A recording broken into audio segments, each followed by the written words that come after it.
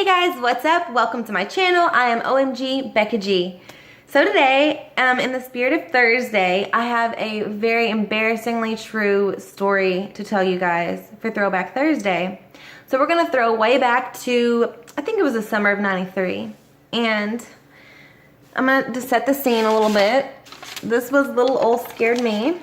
I try to cover everybody else up. Is it even focusing? I don't know. But yeah, that was me. And we lived in a community where like everybody knew everybody, and there was like we lived on these oil roads, and you know, the houses are pretty close together.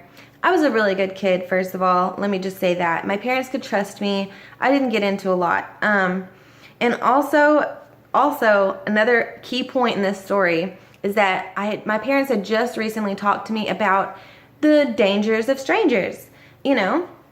And like, I understand as a parent what they were trying to convey for me to be safe and all that.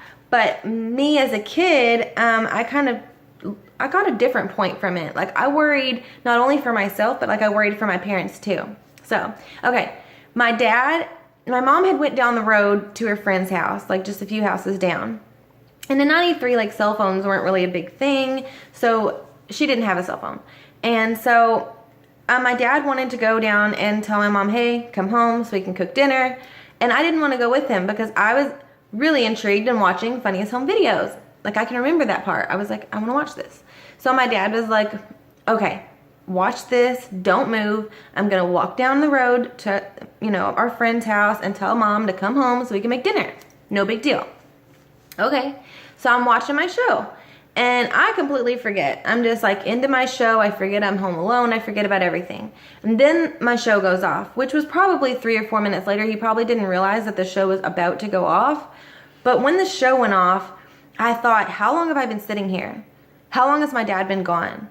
Oh my gosh. What if the strangers got him with their dangers?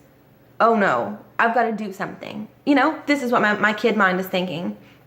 I'm like, my dad warned me about those strangers. I can't believe I let him go without me. What was I thinking? I have to save him. And so, did I go get like pepper spray or something like that? No. I went and got the biggest knife in the house. I couldn't even lift it. My dad's machete. It was so big. My memory blips now to me going down the middle of the oil road, dragging the machete because I can't quite lift it. Sparks are flying. I don't know if sparks are really flying, but in my mind, they're going everywhere. And I'm just crying. This is what my daddy want me to do. This is what my daddy want me to do.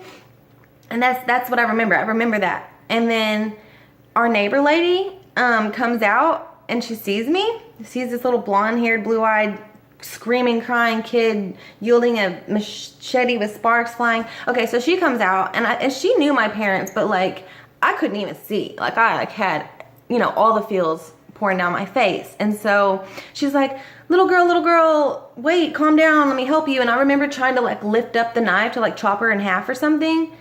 Can't believe I just said that on YouTube. But anyways, but I couldn't even lift it. And then next thing you know, my memory blips from me trying to murder her with the machete to protect myself to me being inside of her house playing with a dollhouse that she had for her grandkids. Like, scared of strangers, not scared of strangers. Very thin line. Luckily, she knew my parents, and she knew my mom's friend's phone number. I told her, you know, where they had went, and so she called them. But like, she just asked me a few questions. I answered, I'm playing with the dollhouse. I didn't know who she was calling. Then I hear her on the phone saying a little girl in a Little Mermaid shirt, and I flip. I'm like, oh my God, she's calling the cops. Like, I'm gonna go to jail now for trying to murder this lady with a machete. I was terrified. Next thing you know, my parents are there because that's actually who she called. And then we walked just right across the street back home after this big crazy incident. And then I remember when I got home, I like ran to my room as fast as I could and hurried up and changed my clothes because I was afraid the cops were coming to arrest me. And I thought if I wasn't wearing a Little Mermaid shirt that they surely wouldn't know who I was. So yeah, but yeah, that was my stranger danger story.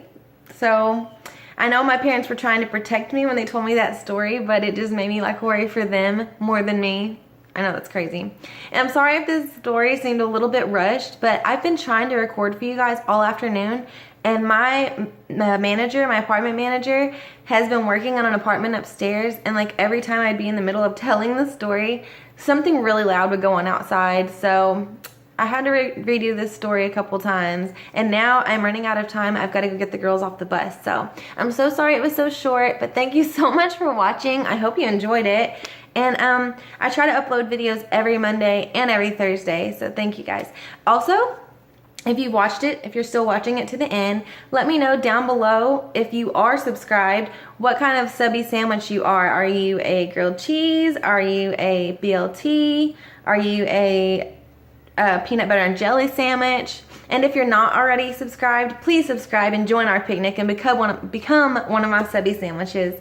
Thank you so much for watching, guys, and I'll see you Monday in my next video. Love you so much. Bye!